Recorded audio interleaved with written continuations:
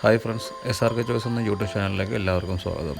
ഇന്ന് നമ്മുടെ മുന്നിൽ വന്നിട്ടുള്ളത് ഒരു കൂൺ മസാലയുടെ റെസിപ്പിയാണ്. പാലക്കാടൻ സ്റ്റൈലിൽ എങ്ങനെ കൂൺ മസാല തയ്യാറാക്കാമെന്ന് നോക്കാം. അതിലേക്ക് വേണ്ട ഇൻഗ്രീഡിയൻസ് എല്ലാം കൊടുത്തിട്ടുണ്ട്.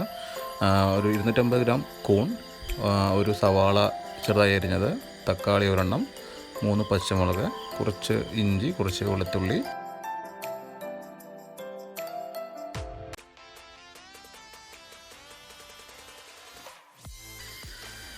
ഒരു ചട്ടി നമ്മൾ അടുപ്പത്ത് വെച്ചിട്ടുണ്ട്. ജസ്റ്റ് ഒന്ന് ചൂടായി. ഇനി നമ്മൾ അതിലേക്ക് അരിഞ്ഞു വെച്ചിട്ടുള്ള സവാള എന്നിട്ട് കൊടുക്കുകയാണ്. അതിനോടൊപ്പം തന്നെ ഇഞ്ചി, വെളുത്തുള്ളി നമ്മൾ ഇതിലേക്ക് ആഡ് ചെയ്യുകയാണ്. എന്നിട്ട് നന്നായി ഒന്ന് ഇളക്കി കൊടുക്കുക.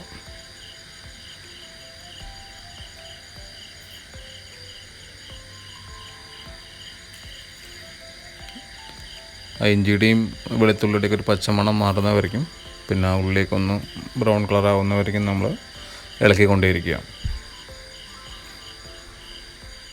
ലോ ഫ്ലെയിമിൽ ചെയ്താൽ മതി,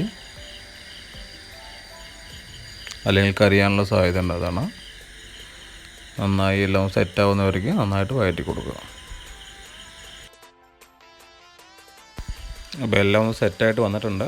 അതിലേക്ക് നമ്മൾ അരിഞ്ഞു വെച്ചിട്ടുള്ള തക്കാളി ഒന്ന് ആഡ് ചെയ്ത് കൊടുക്കുക. അതുപോലെ പച്ചമുളകും ഒന്ന് ആഡ് ചെയ്തിട്ട് അതും ഇതിൻ്റെ കൂടെ ഒന്ന് സെറ്റാക്കി എടുക്കുക. നന്നായി വഴറ്റിയെടുക്കുക.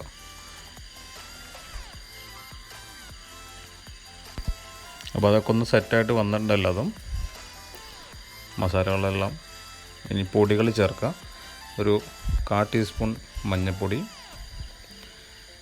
പിന്നെ മുളക് പൊടി ഞാനിവിടെ 1 ടേബിൾ സ്പൂൺ ഇട്ടിരിക്കുന്നത്. എരിവ് വേണ്ടവർക്ക് കൂടുതലിടാം. പിന്നെ നമുക്ക് മല്ലിപ്പൊടി 1.5 ടേബിൾ സ്പൂൺ. ഇനി നന്നായിട്ടൊന്ന് ഇളക്കി കൊടുക്കുക. ആ മസാലയുടെ പച്ചമണമൊക്കെ മാറുന്നവരേക്കും നന്നായിട്ട് ഫ്രൈ ചെയ്യുക.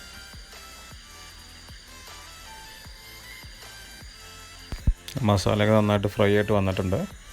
അതിലേക്ക് 1 ടേബിൾ സ്പൂൺ ചിക്കൻ മസാലയുടെ പൊടി ചേർത്ത് കൊടുക്കുക. അതെന്തിനാന്ന് പറഞ്ഞു കഴിഞ്ഞാൽ ആ ഒരു മസാലയ്ക്ക് ഒരു ടേസ്റ്റ് കിട്ടാൻ വേണ്ടിയിട്ടാണ് ചിക്കൻ മസാല ആഡ് ചെയ്യുന്നത്. എന്നിട്ട് നന്നായിട്ടൊന്ന് നമ്മൾ ഇളക്കി കൊടുക്കുക. അപ്പോൾ മസാലയൊക്കെ ഒന്ന് സെറ്റായി വരുമ്പോഴേക്കും നമ്മൾ ആ കരിവേപ്പിൻ്റെ ഒന്ന് ആഡ് ചെയ്ത് കൊടുക്കുക. ആ കരിവേപ്പിൻ്റെ ഒരു ഫ്ലേവർ കിട്ടാൻ വേണ്ടിയിട്ടാണ്. എന്നിട്ട് അതൊന്ന് യോജിപ്പിക്കുക. അപ്പോൾ നമ്മുടെ മസാലയൊക്കെ നന്നായിട്ട് റെഡി ആയിട്ട് വന്നിട്ടുണ്ട്. ഇനി നമ്മൾ അതിലേക്ക് വൃത്തിയായി കഴുകി വെച്ചിട്ടുള്ള ആ കൂൺ ഇതിലേക്ക് ആഡ് ചെയ്ത് കൊടുക്കാം.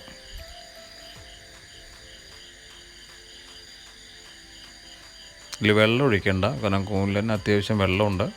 അതുകൊണ്ട് നമ്മൾ അഡീഷണൽ വെള്ളം ഒഴിക്കേണ്ട ആവശ്യമില്ല. അപ്പോഴാണ് കുറച്ച് തിക്കായിട്ടുള്ള ഗ്രേവി ആയിട്ട് നമുക്കത് കിട്ടുള്ളൂ, മസാല പോലെ. എന്നിട്ട് ഈ മസാലയും ഈ കൂനും കൂടി നന്നായിട്ട് ഇളക്കി യോജിപ്പിക്കുക.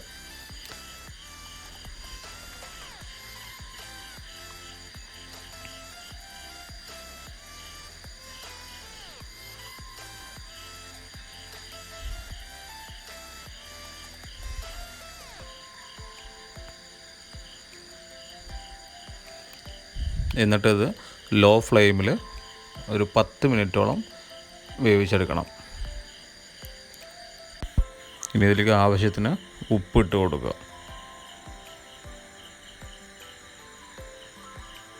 എന്നിട്ട് നന്നായിട്ടൊന്ന് ചേർത്തിളക്കുക.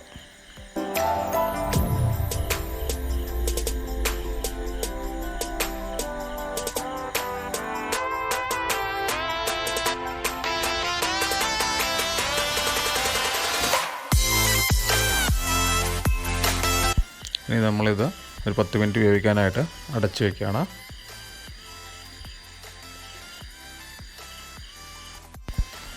നമ്മളിപ്പോൾ ഇത് തുറന്നു. അപ്പോൾ അത്യാവശ്യം വെന്തിട്ടുണ്ട്. കൂനും കാര്യങ്ങളും മസാലകളെല്ലാം കറക്റ്റ് പാകമായിട്ടുണ്ട്. അപ്പോൾ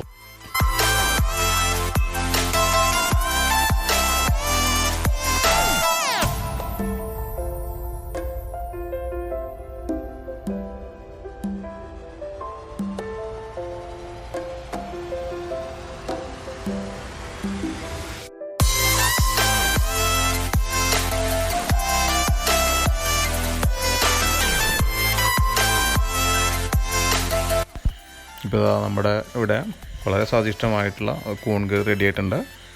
എല്ലാവരും വീട്ടിലുള്ളൊന്ന് പരീക്ഷിച്ച് നോക്കുക.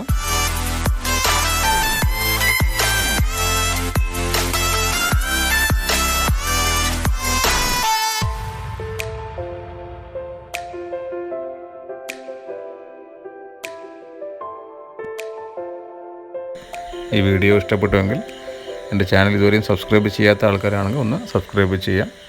അതേപോലെ ബെൽ ബട്ടൺ കൂടി ഒന്ന് എനേബിൾ ചെയ്താൽ ഇതേപോലെ ഞാനിടുന്ന വീഡിയോസിൽ നിങ്ങൾക്ക് നോട്ടിഫിക്കേഷനായിട്ട് വന്നു ചെയ്തായിരിക്കും. Thank you so much.